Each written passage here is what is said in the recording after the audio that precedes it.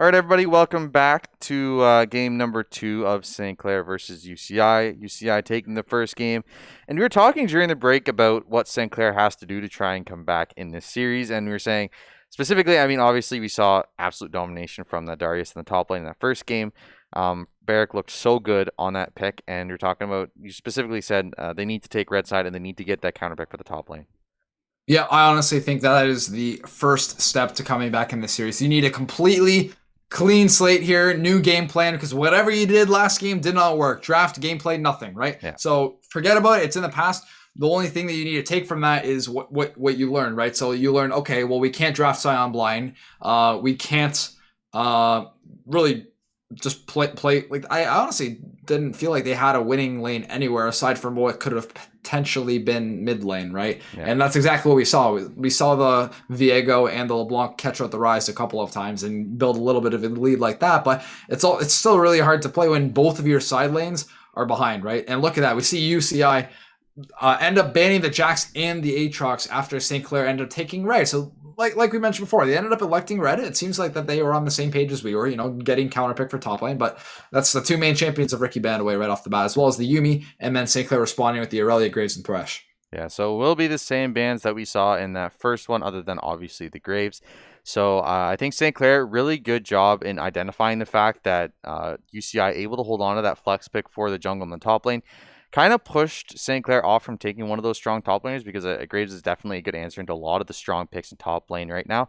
So it'll be interesting to see what UCI go for, and looks like they will pick up the Lee Sin. So they're going to pick up their jungler first, lock in that Lee Sin, and we didn't see it in that last game, and we're going to see it in this one.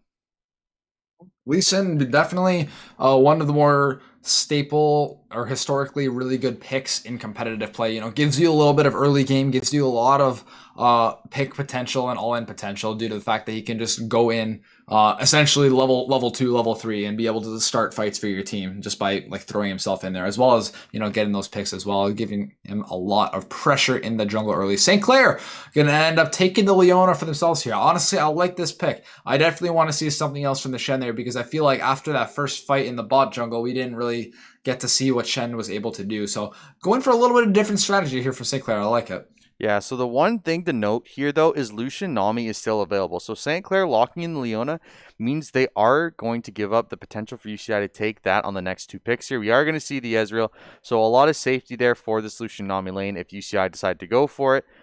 Both of those options are on the table, and I wouldn't be too surprised to see them pick it up here, as it is arguably one of the most powerful bot lanes in the game.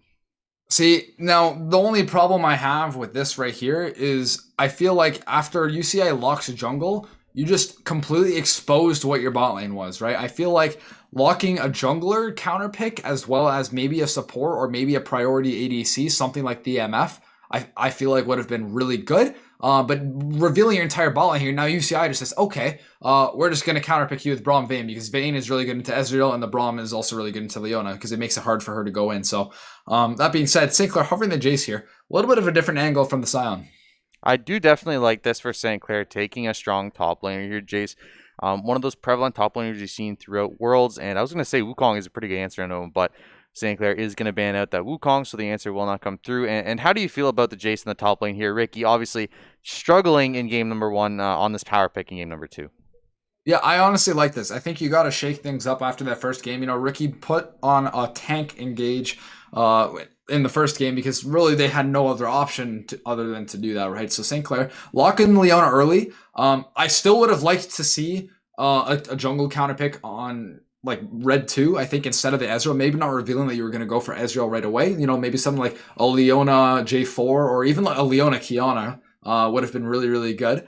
That being said, we see what St. Clair is going for now, right? We see that they want that poke before they all in. They have the Ezreal, they have the Jace, and UCI banning away the Zoe. That also would have been really good here. But St. Clair, they're going to need to find a way here to actually really like follow up the Leona and all in here. And Nidalee is a really good pick here to give them some sort of magic damage. I like it. I definitely think it pairs well with the Jace. You have the ADAP top jungle combo, so you can have a lot of poke here going into fights, and this Lux looks like it might be picked top here, and Lux did get a lot of good buffs going into this patch, so this could be actually a very, very strong mid lane pick for a little bit of a comeback here. I definitely think the Rise wasn't exactly what they wanted in that mid lane, but I think the Lux could be a pretty good pick here.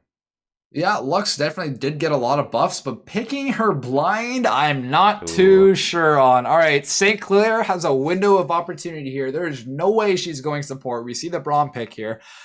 St. Clair, you gotta do something here. I liked the LeBlanc look from St. Clair last game. I think if they go for something that can abuse that Lux early with the Nidalee, it would be really, really good. Something with setup, like some kind of assassin. So I'm thinking something like a Fizz wouldn't be awful. Because you can dodge the Braum out pretty Ooh. easily. You can get away. We also see the J4 as well, though. So UCI could also be playing towards an aggressive mid lane here with the setup from the Lux and the J4. So I want to see something slippery from St. Clair. If it's anything remotely long range and immobile, I'm not going to be a huge fan of it because then they're going to get completely abused by the Lux and the J4. So St. Clair, we see the engage, we see the poke. I really want to see some kind of aggressive assassin in the mid lane here. They're hovering the Orianna. They're going to lock it in. I see it. I see the follow up with Leona. We needed some kind of follow up with that, but they got to be really, really careful in the early game because that is going to be very, very exploitable. Yeah, I definitely think looking how they want to play this game, a mid lane assassin into a Lux is so powerful because early game she has such long cooldowns and it's so hard for her to actually escape all those ganks. So I think that would have been a really good pick. They do go with the Orianna. It is the safe pick. And I think overall, if you look at St. Clair, I think they have so much poke. You have the Nidalee and you have the Orianna. So for some decent long range poke as well as the Jace. So I think that'll do pretty well here. And I think definitely the Lux and very interesting pick for UCI. A little bit out of the box, a little bit unorthodox, but I definitely think it has a lot of potential here because we've seen it just terrorize. We saw yesterday in a couple of leagues, people were playing the new Lux and it looked so good. It was so strong. So I definitely think it can be super powerful here. And I mean, looking forward into this game, St. Clair obviously just really got dominated in that first one. They didn't even really have a chance to end up moving forward. Like basically the game was over essentially at level 2 when that Darius killed Sion. So looking into this game, we have the Jace in the top lane now for Ricky. So do you think that plays into a better role for St. Clair? And do you think he's going to try and push his lane forward into Barrack in this one? Yeah, I definitely still stand by what I said earlier. I think that putting Ricky on a carry like the Jace is really good. The other thing is St. Clair has a ton of poke. Ezreal, Orianna, Nidalee, Jace. You can't ask for more poke than that unless you want something like a Zyra support or something like that. You know what I mean? But at that point, at some point, you have to round out your composition with tanky engage, right? So Yeah. I really like St. Clair's comp overall. I think it's definitely a completely different playstyle than we saw in the previous game. That being said, I do think I would have liked to see something that would be able to get onto the Vayne, get onto the Lux a little bit easier. Because if you look at the side of UC Irvine here, they have a lot of backline safety with the Braum and the Lee Sin as well. And the Vayne is going to be front to backing as well here. So it's really just a combination of front to back from both teams and which team can do that better. The only way St. Clair actually does win these all ends is if Nidalee and Jace and Ezreal are able to get these really big pokes off, putting UCI down to like half HP before actually starting the fight, and then winning by following up with Leona after that. I do think the one fault that I see in UCI's draft is when you get to that later game, if you're able to take out the Vayne, there's not really a lot of consistent DPS you're going to have outside of that ADC. Like the Lee Sin and Jarvan are going to fall off quite hard as we go later on into this game, and I think Lux obviously provides a decent amount of burst and a little bit of poke, but I think once you get later on in the game, not going to be nearly as effective. So if anything for St. Clair, you can build yourself up to get towards that late game, and that's when your Orianna is going to be very, very strong, and that's when you can start turning these team fights on their heads. And if you can get an extended team fight, I think St. Clair definitely can take advantage of the fact that the Lee Sin and Jarvan aren't going to be nearly as strong as something like the Nidalee or the Orianna will be. Yes, that's something else to consider as well, as that St. Clair immensely outscales this game. Yes, we do see the Vayne on the side of UCI, but that J4, that Lee Sin, they are going to fall off in the Jace, Nidalee, Orianna, Ezreal. All of them are going to be late game monsters, right? So all St. Clair has to do here is hold on as much as they can in the early game. Don't give away too much gold. I don't want to see any solo kills on the side of St. Clair this time, all right? If Ricky falls behind early on, gets solo killed, it's going to be really hard. Mind you, I don't think he should be getting solo kill into the J4, because if J4 just goes on to him, he just knocks him back and returns poke while he's kiting him away, right? Yeah. So that shouldn't be too much of an issue. That being said, J4 does offer a lot of setup for the Lee Sin as well as the Lux here. So I'm not really sure how I see this playing out, because the Lee Sin has a lot of different lanes to try to be able to play around here. Yeah, for sure. I'm looking really in this game two for Fresh to step up. I think definitely struggled in game one.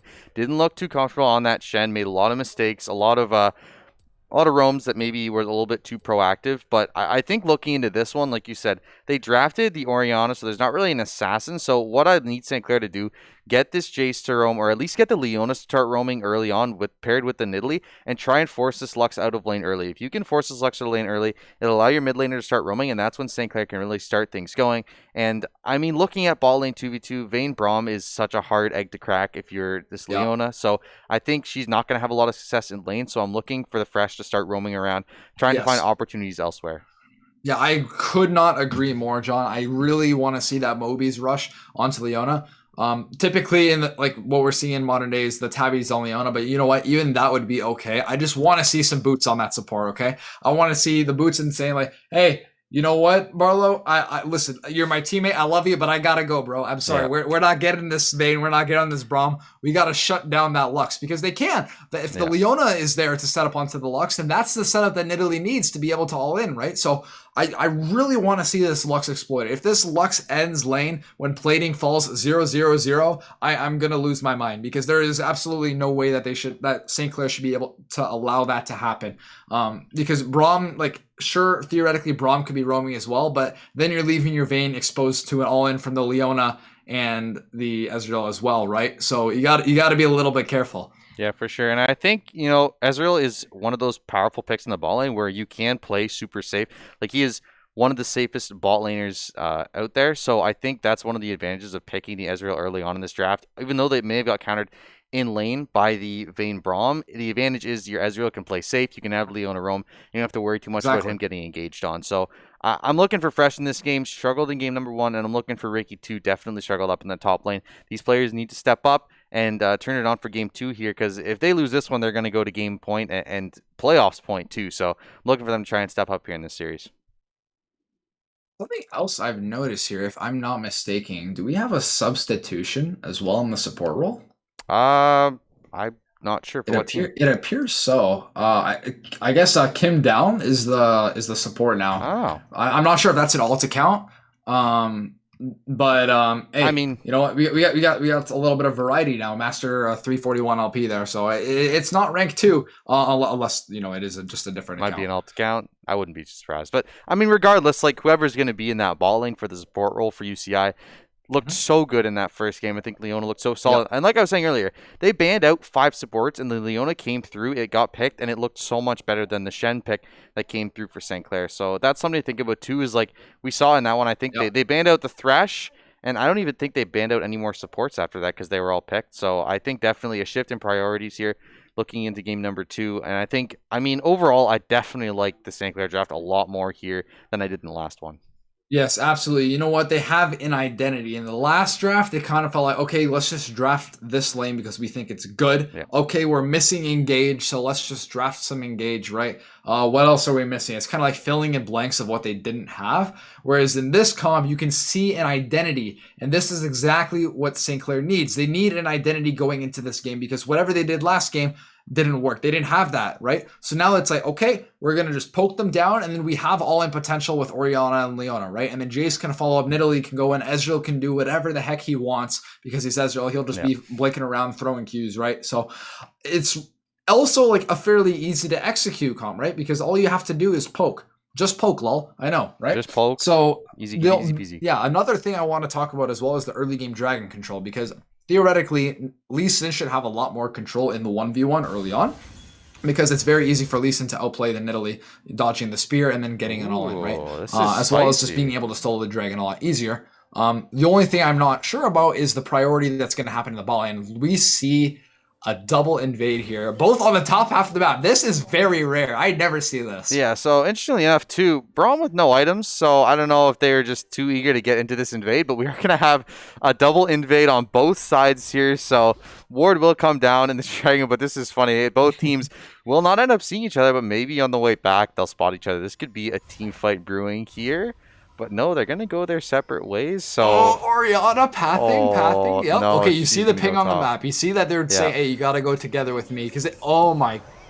This is Is he gonna Yeah, start it? Oriana. Oh, she Oh, spots him out though. She's gonna walk back. She saw the Lee Sin on the step back, so she will be able to stay alive. But that's pretty crazy. Both teams started out really standard in that first game. In the second one, both teams going aggressive, looking for an invade on either side. So, ooh, they could collapse here. They saw the Lee oh, Sin, so Zephyrock they gonna have throw the the orb in numbers. there. They know. And there's going to be a collapse here. This bot lane without Ezreal is going to come up, actually. There's going to be a little bit of damage onto Duong here. He's going to have to flash the wall. We'll be able to get away. So here, an early flash on this Lee Sin down, and we'll be late starting off his jungle. So definitely advantage here for St. Clair. I really, really like that. Instead of opting for the vertical jungle there, which would have been very easy to do. You know, you just say, okay, we see that he's starting my red. Guys, we're already here. Let's just start the blue, and I'm going to go directly to his red. Because if they did that, they ended up risking Lee Sin just going red to red, and then the Braum and Vayne show up and be like, hey, what you doing in my jungle, right? So also, Lee Sin is not left yet. Yeah, he's just hanging around here. Nidalee is going to be able to pick up this red in just a second. But interestingly enough here, I think a lot of aggression actually is going to try and get that, but Nidalee going to back off the red buff here. So both junglers still at 0 farm, and I mean, I don't really know how to interpret this. This is very interesting. You're both I'd junglers. really like to see what was happening at that red buff there, because it seemed a little bit of a standoff. You know, Eog didn't want to commit to the red buff, right? Oh, that's going to be a really nice all-in level 2 from Sahari there, getting that damage onto the fresh there. But it seems like the standoff is still happening. Both junglers are still level 1. No chaos is happening. No one wants to finish the red because they don't want a 50-50, because whoever loses the 50-50 loses. I really want to see what's happening up there. Yeah, so the junglers are just chasing each other right now. I have no clue. Ball lane is still going to be level 1 here for Barlow and Fresh. They're forced to get off this wave. Both junglers, yeah, so in the end, Lee Sin claims that red buff, and there was so much wardage for both sides on that red buff, so not exactly sure what ended up happening, but Nidalee forced it back and is still at 0 farms, but Eog hasn't even started out the game yet. It's still level 1. Oh, and the Braum's rotating, and Nidalee has no camps. It's complete disaster. And you know what? Ehug smited at some point as well. You see the stacks on his smite item there, so he did smite. So he might, I'm not sure if it was a smite early or he smited just so he could stay alive because he needed the HP or what, but look at what UCI is doing. Ehug cannot play this game. No, he is forced to flash all the way out from this jungle, and Q is going to land, actually. Lee Sin not going to opt to go for it, but Barlow going to be here trying to help out Fresh. Fresh going to stand up against the wall. Fresh going to flash the wall, is ignited. Sahor going to go for it. Sahor is going to pick up that first blood. Guardian going to proc, and we'll keep him alive for just a second. Ehug still level 1 here. Does have spears available. Ricky going to be engaged on here in top lane. He's going to go down as well. Jarvan will flash the wall and will live to tell the tale. So Barrick, another advantage here in top lane. Already up 11 farm with the wave. Going to crash in top lane here in just a second. Ricky forced to TP back to the wave. And another game where we said, you know, I'm looking for Ricky to get ahead in this top lane with this Jace. But Barrick just outclassing him. All right, Lee Sin has the execute. Fresh, you need to block this Q, bro. Okay, well, Lee Sin misses the Q. You got to try to finish it now. Ehug's level 2, and here we go. Oh, nice stun there. Is going to land here in just a second. Kim down, going to get a nice stun there, but Duong is burning down here with the Ignite. Double buffs are active, though. Duong somehow living here will get the kill on Ehug and surviving again. The heal going to come through, but not going to be enough. Zephyrock going to pick up that kill, but Kim down going to get one auto. Going to come through for Barlow. Zephyrock with double buffs may just barely survive this Q. Going to come through. Auto finally going to come through. Double for Ezreal, but there's going to be 3 on the side of UC Irvine going down. So in the end, I think it was like a 3 for 3. I don't really know. Okay, so wait, let's try to do some math here. So 3 died on St. Clair. We see them, the 3 of them walking out of base right now. And yeah, I see 3 more coming out from UC Irvine as well. So it was a 3 for 3. And you know what? When you are in that kind of situation, John, when you see that, like, take a look at this. We see the replay here. Ehug going in, trying to finish Duong Pro, but the sustain is so good. But now Zephyro going to end up coming in here, getting the kill as well. And then look at that auto attack. Gets onto the Braum. This one right here, the roll. And then look at that trade 1-for-1 again. Double kill onto Ezreal, double kill onto Vayne. But you know what? The big thing is, now Ehug can play the game, right? Because we saw all that aggression there. That is something else I want to talk about here, is that was really well played from Fresh, because he had to not be scared there, because if he was not walking into Duong Pro's face there, he was just going to completely lose that camp, because Lee Sin, having the execute damage on the Q and being able to smite, there's no way a level 1 Nidalee is going to be able to outsmite that, right? So really well played from Fresh, making Duong Pro not able to get that Q onto the Gromp there. And that honestly, giving that level up to Ehug was what made that fight go remotely even for them. Yeah, for sure. An exciting start to this game. And I mean, we're only 6 minutes in, but it's already been pretty crazy. Junglers have 13 farm at 6 minutes. Like, it really is, just doesn't really make a lot of sense in this game. But I mean, it's really smart play too by Kim down there, realizing the fact that Lee Sin forced the Nidalee to back, which meant Nidalee had to go to the blue buff. And when she's going to the blue buff, Kim down already there, does leave the Vayne by herself in lane, but it's okay because they put so much poke damage down early onto Fresh and Barlow. It meant that Kim down had the freedom to walk up to that buff and actually challenge Nidalee for it. Yeah, the only thing I'm not too sure of was what happened in top lane, because I saw that Ricky ended up getting solo killed by the J4, but he still had flash up. So unfortunately, I didn't get to see that, but we got a dive happening in the top lane here. Yeah, this could be dangerous. TP going to come out from Orianna in the top lane here. Jay's going to go really aggressive onto Jarvan here, but meanwhile in the bot lane it's going to be fight as well. So fights on both sides. This is going to be a stun landing on a Fresh. Fresh going to go down here. Sahori looking for something in the bot lane. It's going to be Nidalee joining as well, trying to get Sahori here. Going to land the Q. Going to get a little bit of damage, but barely going to the stun. Going to land. Sahori barely living. Finally going to take it out in the top lane. Meanwhile, Shockwave going to come out, get Duong. Ricky going to claim that life. That's going to mean a double kill over for Ricky. Going to look for Cinnamon Bread here. Going to get a lot of poke down. Cinnamon Bread going to have to flash, try and walk away here. Q is going to land though. That means this Lux will be able to escape just for the moment. So crazy fights on both sides of the map. In the end, Ezreal picks up another kill. Vayne is 3-2-1 though, so definitely bot lane's getting turned up here, and the ADC is looking pretty strong. John, I want to ask you a question that is completely unrelated to that fight. Do you think that Q hit? Actually, answer me in a second here. We got a fight happening in the mid lane. Cinnamon Bread is going to be taking down Zephyrock, and it's claimed that kill along with some help from Fresh. So Lux being taken down, and I definitely think the Lux hitbox on that one questionable, but I feel like it's just like the Nautilus hook, right? Where there's a lot of times where you see that come out and you're like, I don't know if that actually hit, but that's League for you. Yeah, but you know what? Forget about the solo kill on the top lane. Forget about what happened in the jungle early. Look at what St. Clair has right now. They're up a kill right now. And they somehow managed to salvage this game after Ehug was just completely out of the game here. Now, that being said, blue team slains the dragon here. I really want to see St. Clair try to do something around this Rift Herald, but unfortunately the timings don't allow them to do so because Ricky's coming out of base, Orianna's coming out of base, and they don't have any priority to try to set up on the Rift Herald since Barrack is already walking down. They're really well played for him to try to make sure that while they're on the dragon, there wasn't any funny business happening in the top lane. Yeah, you can see Ehug here up a pretty significant margin in farm on this Lee Sin, but Lee Sin did actually go for a reset, so he does have the serrated Dirk as well as a longsword, so he has a lot more power until this Nidalee goes for a reset, but I think Ehug just really doesn't want to go for one right now because Rift Herald could be under attack here very soon. Ricky with some good poke onto this Jarvan does mean they're going to get priority, and with Fresh roaming up, it does mean they're going to claim this Rift Herald. I don't know if it'll be contested here. There is 3 members of St. Clair up here, so maybe they'll want to float towards it, but I think this Lee Sin might be in a little bit of trouble if he tries to contest it. Well, we have the support gap right here. You know, we see that he ended up getting those boots and he's roaming. He knows that he can't kill that Vayne, especially after Vayne got a double kill early on because they never win that all-in, especially at this point in the game when Vayne is level 6. You're not going to win the all-in as an Ezreal Leona into that Vayne. She's just going to kite you. You're never going to hit your abilities. You're just going to die, right? So what do instead? They end up taking the reset. Leona ends up walking towards top lane, helps Ehug get that Rift Herald, and now they're going to be able to do something, whether it's a bot dive, whether it's a top dive, mid dive. I don't know. I'm really interested to see what they're going to do here. Personally, I think it would be a very good idea to try to break those plates open bot because the second that you're able to do that and you're able to send Ezreal Leona mid, you're going to have a lot more control over both objectives on the map, as well as basically forcing Vayne to come mid as well because you want the stronger Vayne, you want the stronger ADC to end up going mid lane. And if Vayne's down in the side lane, you're basically surrendering the entire top half of the map because Vayne is so far ahead compared to the rest of the team. Ricky, you do a lot of damage on the Barrack here. Barrack will get the shield out, so we'll survive here for a moment, but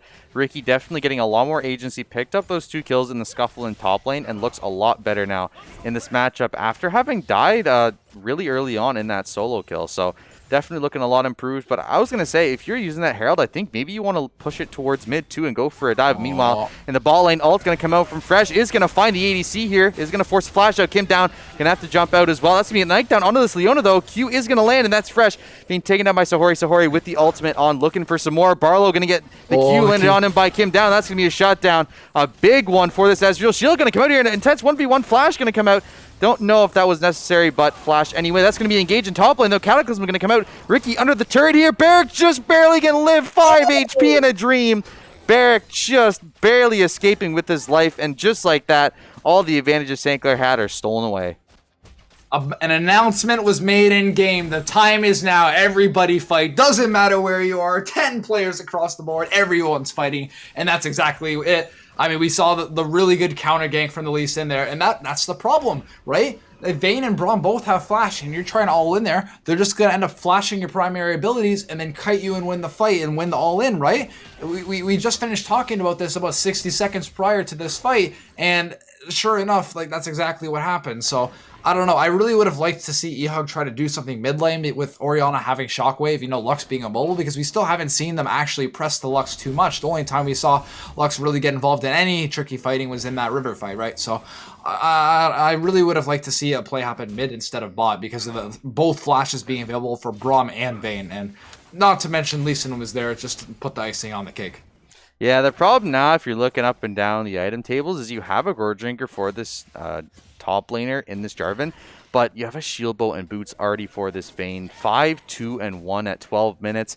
And when you're thinking about a Vayne, right, you're thinking about the late game and how impactful she can be, but when she's already up half an item on your Ezreal at this point, already up 20 farm and 2 kills, like she is so strong right now in any scuffle. And the later on in this game we go, the more powerful she's going to be. Ooh, Q's going to land. Burst combo is going to come out. Knee-hug going to be picked off in just a second. But top lane fresh with a nice roam onto Barrick here. Will flash out. Ignite is down, though. Barrick going to land the EQ combo and will escape this. He's going to have some teammates coming up to join him, so will force St. Clair to back off here. Fresh going to have to try and escape this. EQ available for Barrick here in just a second, but not going to go for it. So in the end, just eHug being taken down. A nice combo there, but they might look for Ricky here. Ricky gonna have to back off here. They know Fresh is gonna go for the flash. Oh, a big kill for Ricky onto that Lee Sin. Gonna dodge the ultimate from Kim down, but eventually will be taken down here. Fresh gonna be all alone in this Cataclysm walls going up around, and that's gonna mean St. Clair. Oh, Ezreal gonna come through, but not gonna do that much damage. Barrick gonna be able to live, and a double kill over to the Braum there. So a couple of kills, but this bot lane now, 3-1-5 for the Braum, 5-2-1 for this Vayne is looking so good for Irvine.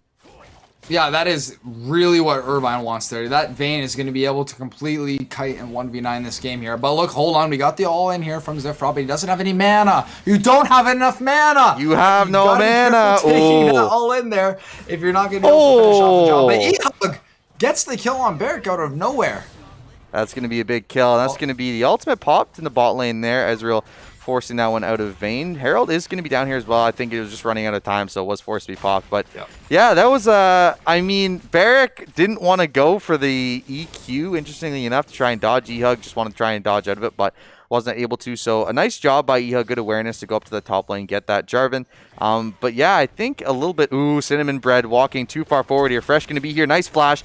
Going to get out of the E from Fresh. Going to have Kim down here joining the fight as well. Q going to come out, but not going to catch anyone. eHug in a bad place. Dragon is going to come down here. TP going to come down from Barrick as well. Going to look for the CQ combo onto eHug. Not going to find eHug with a nice dodge. He's going to be able to hop over the wall here in just a second. Will survive. Has red buff. Try and heal up. Ignite going to come down. Going to flash the ultimate as well. Going to barely survive here. Slow will come down, and that means St. Clair will get out here. Fresh not going to be able to dodge the Q, but we'll be able to get out here. So no deaths. Q not going to make contact, and they might look to try and turn around this fight here. A lot of damage going down onto Duong here. Going to dodge the Q. Will get out here. So a lot of scuffling, a lot of poke, but no kills in the end of that.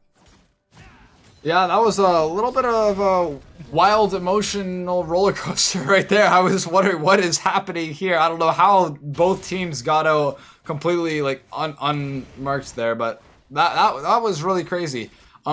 One more thing I want to point out here. Have you seen Orianna's items and runes this game? Riftmaker. I mean, I understand if you're playing into like a tank matchup or something, but I'm very surprised at that. That's going to be TP in top lane, though. That's going to be an engage here in top lane. Barrick taking a lot of damage here. He's going to take a last turret shot. Ricky going to get that kill. Cinnamon Bread not going to be able to make contact with that R, but Duong going to be here to execute Ricky, and that's going to mean a kill over. So a 1-for-1 in the end, but meanwhile, in the bot lane, there's going to be an engage. Barlow going to be here, and Niha going to be joining the fray as well. This is going to be a 3v2 here for St. Clair. Ult not going to land, though. Sahori is going to get away, but nice root there. Is going to land and shut down. Going to go onto the Ezreal. Kim down, going to go down as well. That's going to be a turret in top lane, but 2 kills in bot for St. Clair to answer back. Yep, good response from St. Clair there. The cross map play was really, really good. You saw that the top dive happening, and there's not much they could do to respond to it. So what do? They make a play bot lane. That's exactly what you want. It's all about trading across the map here, because if you can't do something on one side of the map, make something happen elsewhere. And that's exactly what they got. They got the shutdown on the Vayne, and now look at the size of that Ezreal. Look at the size of that Orianna. They're both really, really, really strong. And so hopefully they're going to be able to end up doing something with that, because they're going to have to end up securing this next dragon soon, because if I'm not mistaken, this is Ocean Soul. I could be wrong. It could be another Mountain it's on Soul. the right side there. It will be an Ocean Soul coming up in 2 minutes and 50 seconds. It will be the third dragon available. That will be a little bit of damage on Zephyr. But like you're saying, earlier, we saw the Rift Maker on Orianna, and I feel like, into a super tanky team, more bruiser heavy, I feel like it could be really good. But, I mean, how do you feel about it into this team? Specifically, you have something like the Vayne and the Lux, which you want to kind of burst out early. Ooh, Fresh could find Barrack here. Ehug going to be here as well. EQ going to go back to the turret. Will live for the moment. Ricky going to be engaged on here in top lane. He's going to be going down here in just a second. He has no chance to try and live this one out. So Hori going to pick up that kill in top lane and add to his kill total now at 6 on this Vayne. Looking pretty good here in game number 2. Honestly, I do think it's okay, because if you look at Vayne's build right now, she's got the shield bone, she's got the wit's end, but I'll finish that thought in a second. Oh, there is so much engagement happening. The Cinnamon Bread going to be taken down again. Barrack here in mid lane does not have the EQ combo, but will escape. So another kill onto this Lux, and like you were saying, you picking the Lux means she has so little mobility and is so hard to dodge. If you're Leona, if you're Orianna, like, it's so easy to get on top of her if you land even one of those CCs. So this Lux really going to struggle here to try and get away from a lot of these engages, because I know with the boots built onto this Leona now, she can roam so much faster and get on top of you so much quicker. So I definitely think Cinnamon Bread is going to struggle a lot in the rest of this game because of the amount of engaged potential that St. Clair has.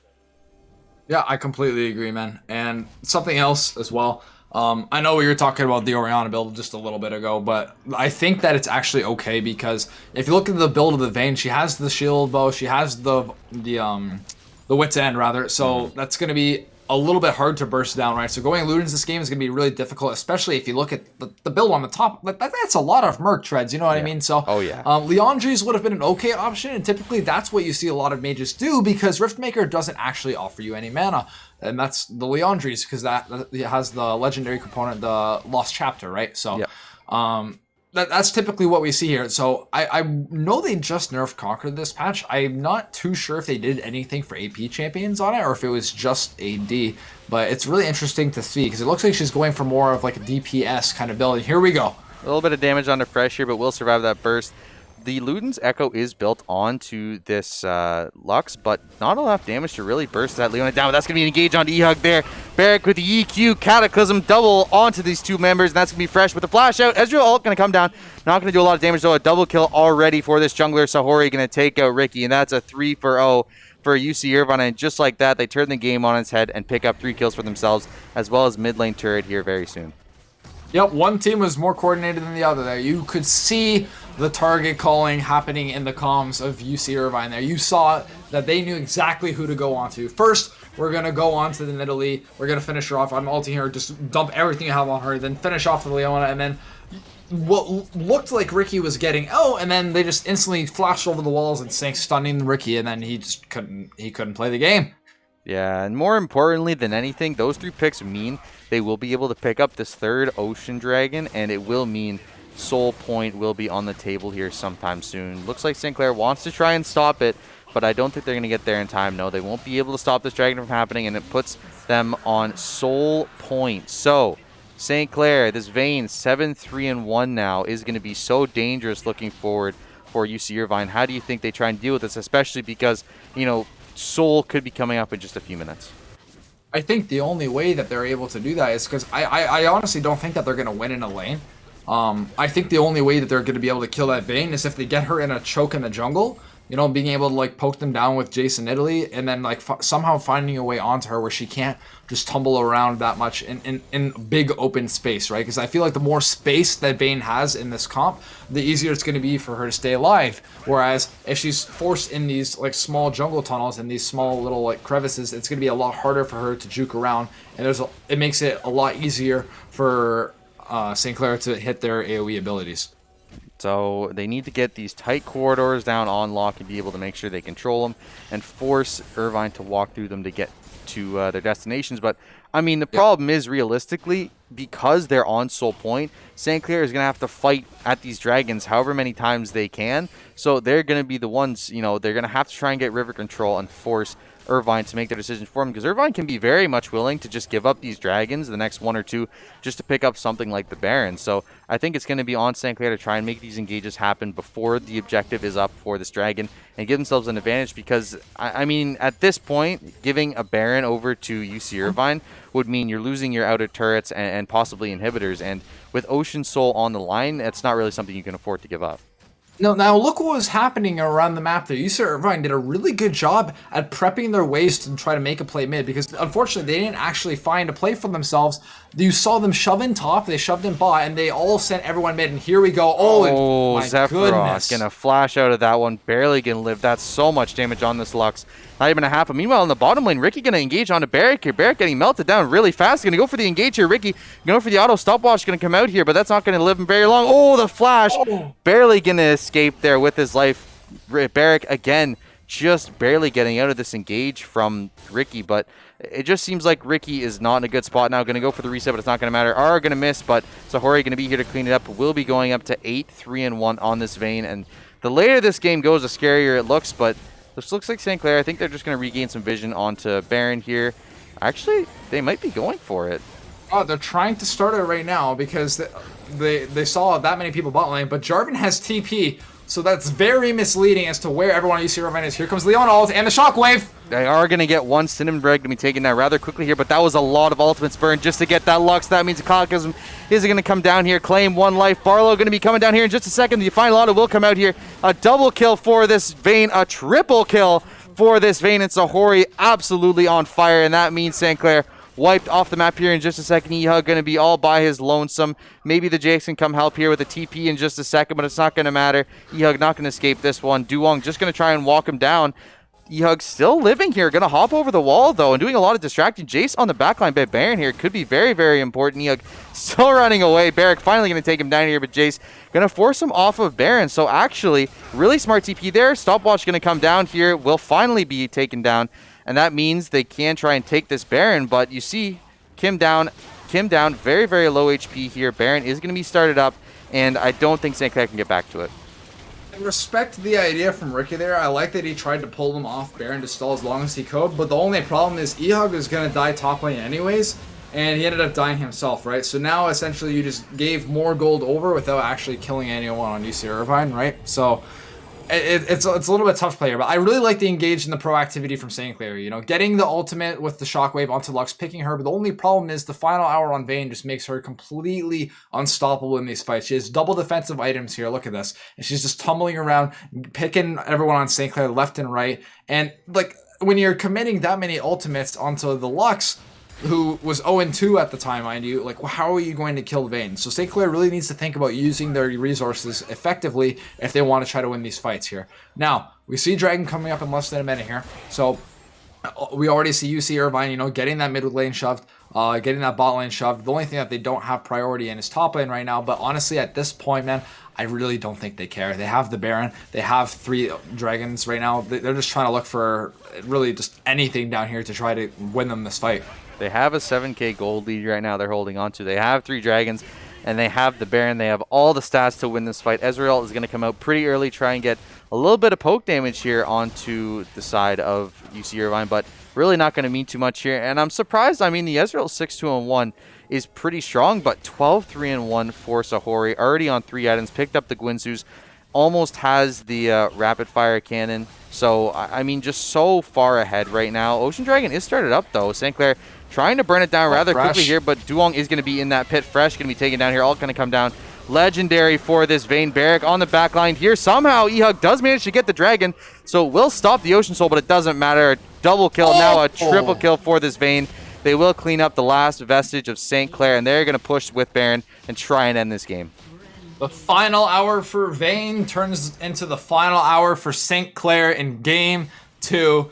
This Vayne is unstoppable. 15-3-2. Absolutely absurd performance bottom up from Sahori, what started off as a crazy early game with a top invade that lasted for, what was it, like 3.5, 4 minutes, is just crazy. turning into this crazy lead for UC Irvine here in the ball lane in particular. And like as we expected, this is why you can't afford to draft both of your bot lane blind like this, because you reveal all your entire hand. It's like playing a game of poker saying, okay, I have 10-10, I don't know what you have, but now you can play around whatever you want to do knowing my information, right? So it comes down to like draft again, in the sense that you're revealing what you want to do before your opponent has even shown anything, right? All they did was, correct me if I'm wrong, was it Lee Sin or J4 that they ended up locking in early on? Yeah, It was Lee Sin, correct? It was Lee Sin first pick. Yeah, so they ended up locking the Lee Sin, and then instead of responding with a jungler and a support, or a jungler and a priority AD carry, they ended up just showing their entire bot lane, right? And we saw UC Irvine exploit that entire game. And here comes the Cataclysm from J4. Yeah, that's going to be an engagement in the bot lane. Kim Down will be joining his teammate here in just a second. Ricky going to be here with some help, though. Zephyrock going to go with Shockwave, but not going to be able to get any kills there. And Sahori going to walk up here at 4 items is so strong. Going to be legendary here, Fresh. Trying to land any engage he can, but Sahori just going to walk all over him. Double kill going to be picked up. Looking for more. Finds the third auto as well. Picks up another triple kill here. Ehug going to have to run away. That's going to be an engage here. Ehug finally going to be taken down. Stopwatch going to come down here, but it doesn't matter. Ace for UC Irvine, and that is going to be the final kill of the game here. Absolutely wiped off the map, and UC Irvine, again, a masterclass in bot lane, and a dominant victory for them here in game number 2. Yeah, it's just absolutely absurd. There's no way that St. Clair is going to be able to kill that Vayne in any fight whatsoever. I mean, it's just, like, look at the items. Shield Bow, Wit's End, Rage Blade, like there's... And not to mention you have a Braum, a Lee Sin, a Lux to try to keep you alive as well. I mean, I stand by what I said earlier. I think that St. Clair needed some kind of assassin or some kind of dive onto it. I don't think Orianna was the pick here. Again, I understand it. It's just I think that they needed to look for a different angle with that counter pick at the end there. Because they ended up choosing red side. They had that kind of advantage in the sense that, okay, if we can't get Ricky counterpick, maybe we can get mid lane counterpick, right? And we didn't see that. We saw the Orianna as a response to Lux, which is kind of like a reverse counterpick in itself. I just feel like, once again, St. Clair trying to fill in the gaps that are missing from their draft, rather than trying to look for an identity from for their own draft instead. Yeah, for sure. And I mean, I think bot lane didn't do too bad. We saw Barlow at one point was 5-1-0. And I mean, there was several times there where I think definitely could have swung in St. Clair's favor. They kept it pretty even till about like 18 minutes, but then it just seemed like there was just fight after fight after fight. And in the end of all these fights, Sahori was picking up a kill or 2 kills or 3 kills. And, obviously, I think the Lux wasn't that great of a pick. I think, obviously, with the Leona having so much agency to walk around the map, she could take advantage of it. But, I mean, you saw in that Dragon fight, like, they used Shockwave, they used Leona ult onto that Lux, and yeah, you take down the 1-3 Lux, so it's great. But the problem is, you get the re-engage happening from UC Irvine, you have no ults left, and you have the Jarvan Cataclysm, you have the Final Hour from Vayne, you have the Braum ultimate as well. Like, they have so much capability of turning around a fight in your face, and I mean, they just had no ultimates to deal with it, and in the end, Sahori could just run rampant all over them.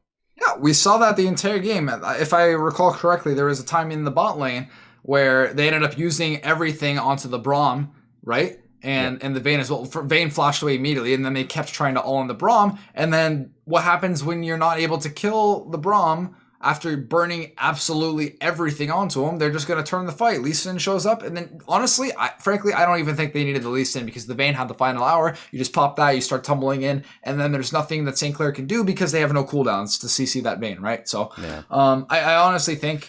now don't get me wrong, I think that Fresh played a lot better this game. I think he did a phenomenal job at roaming around the map. We saw him at the Rift Herald, we saw him making a play on the Lux, we even saw him in the top lane helping Ricky get ahead, right? So really well played from Fresh there. Barlow getting the lead as well. I really truly think that St. Clair did a really good job playing this game. I just think that when, like, if there's honestly 2 comments that I just have to make, I think that they need to draft a different type of mid laner there. I think that Zephyros played really well. I just think that that wasn't the correct pick to round out the composition, and because I feel like they needed to try to punish Lux harder, and they needed something to get Vayne.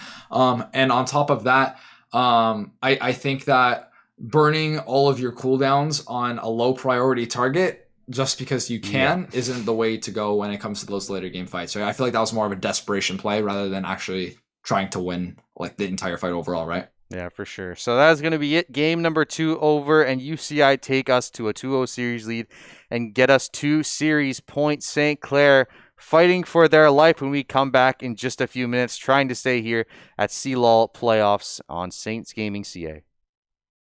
Going to be Nidalee joining as well, trying to get Sahori here, going to land the Q, going to get a little bit of damage, but barely going to get the stun, going to land. Sahori barely living, finally going to take it out in the top lane. Meanwhile, Shockwave going to come out, get Duong. Ricky going to claim that life. That's going to mean a double kill over for Ricky. Going to look for Cinnamon Bread here, going to get a lot of poke down. Cinnamon Bread going to have to flash on, looking for some more. Barlow going to get the Q landed on him by Kim down. That's going to be a shutdown. A big one for this Ezreal. Shield going to come out here, and an intense 1v1 flash going to come out. Don't know if that was necessary, but flash anyway. That's going to be engaged in top lane, though. Cataclysm going to come out. Ricky under the turret here. Barrack just barely going to live. 5 HP in a dream. Barrack here in just a second, but not going to go for it. So in the end, just E-Hug being taken down. A nice combo there, but they might look for Ricky here. Ricky going to have to back off here. They know Fresh here going to go for the flash. Oh, a big kill for Ricky onto that Lee Sin. Going to dodge the ultimate from Kim down, but eventually will be taken down here. Fresh going to be all alone in this Cataclysm, and that's going to mean a kill over. So 1-for-1 in the end, but meanwhile, the ball lane, there's going to be an engage. Barlow going to be here, and E-Hug going to be joining the fray as well. This is going to be a 3v2 here for St. Clair. Ult not going to land, though. Sahori is going to get away, but nice root there. Is going to land and shut down. Going to go onto the Ezreal. Kim down, going to go down as well. That's going to be a turret in top lane, but 2 kills to survive that burst. The Luden's Echo is built onto this Lux, but not enough damage to really burst that Leona down. But that's going to be an engage on E-Hug there. Barrack with the EQ, Cataclysm double onto these 2 members, and that's going to be Fresh with the flash out. Ezreal ult going to come down. Not going to do a lot of damage, though. A double kill already for this jungler. Sahori going to take out Ricky, and that's a 3-for-0. Rather quickly here, but Duong is going to be in that pit. Fresh going to be taken down here. Ult going to come down. Legendary for this Vayne. Barrack on the back line here. Somehow E-Hug does manage to get the dragon, so will stop the Ocean Soul, but it doesn't matter. Double kill, now a triple kill for this Vayne. They will clean up the last vestige of St. Clair, and they're going to push with Baron and try.